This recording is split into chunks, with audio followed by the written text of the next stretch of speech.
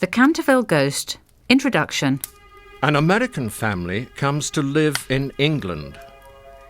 Their name is Otis.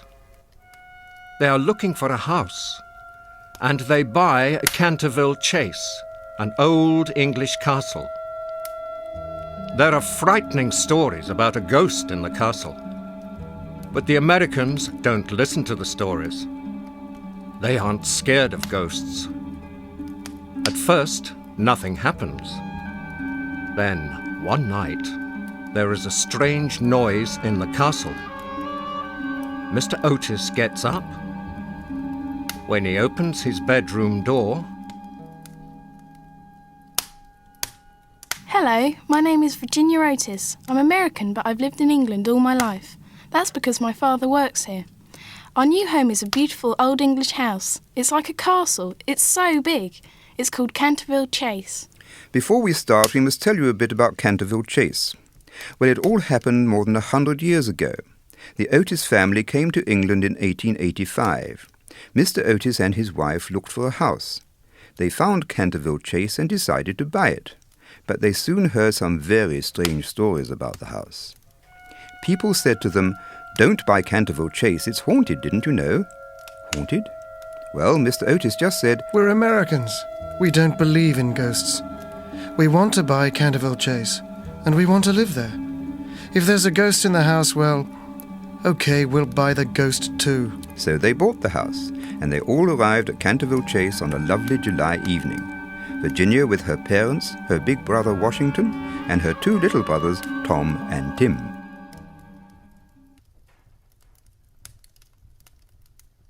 The Canterville Ghost. Scene 1. Welcome to Canterville Chase. Please come in. Thank you, Mrs. Umney. Well, here we are, in our new home. What a fantastic house.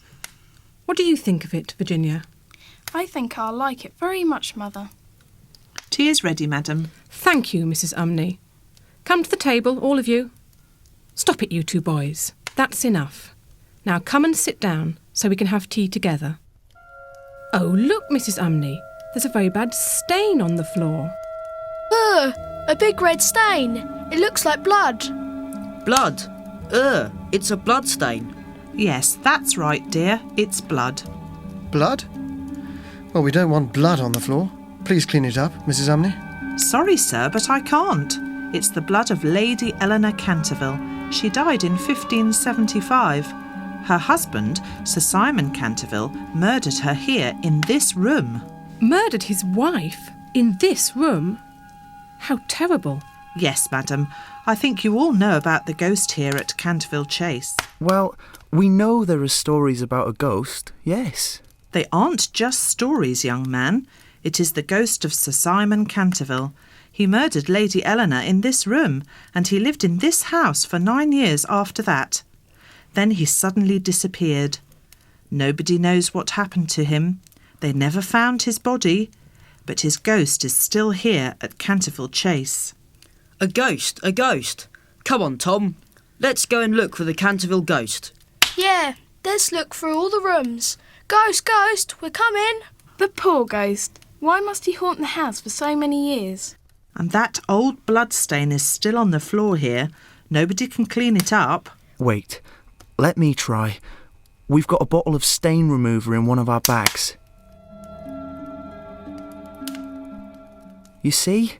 This American stain remover is very good. The stain is gone now. Ah, but it will be there on the floor again tomorrow morning. Oh, lightning. Maybe that's the end of the good weather. I sometimes see terrible things here, so I often can't sleep at night. Terrible things happen in this house. Listen to that thunder. Well, they didn't see the ghost that night, but the blood stain was on the floor again the next morning. Washington cleaned it up, but every morning the terrible red stain was there again. Washington said, well, it really must be the ghost. Then, on the third night, the ghost appeared.